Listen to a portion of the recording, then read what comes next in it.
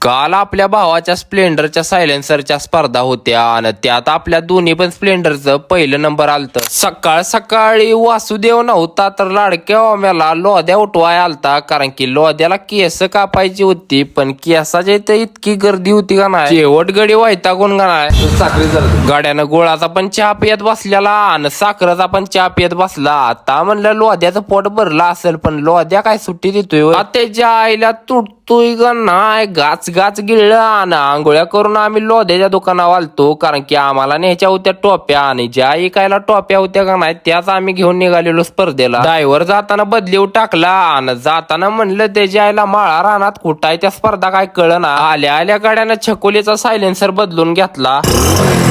एक नाही तर गाड्यानं 5-5 सायलेन्सर बदललेलं. त्याचा वसाड माळा आहे बघ, नुसता गाळच खायचा मग इथं गन्ना फक्त गन्ना. ह्या माळा रानानं का नाही गन्ना काय गडी आमचा निसता दन्ना दन्ना पाणी काढत होता सायलेन्सर मधनं. शेवट एकदाच पाणी आणलं. 30 रुपये तुझ्याकडे आहे बघ हे सगळं. 30 रुपये बाटली. आईला म्हणलं रूम वर नाही येतानाच का नाही बाटल्या आणल्या असतं तर परवडल्या असत्या, एकलं असतं तर पैसे तर आलं असतं.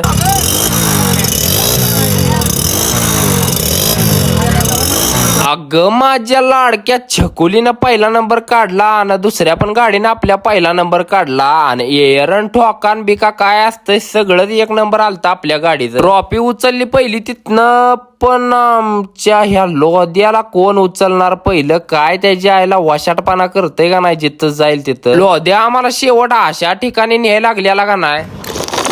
अरे हे लोद्यार, त्या ताटातला तर रस्सा सोड सांडलेला. गड्यानं तर काय रश्याला सुट्टी दिली नाही. तुम्हाला तर माहित आहे की आपण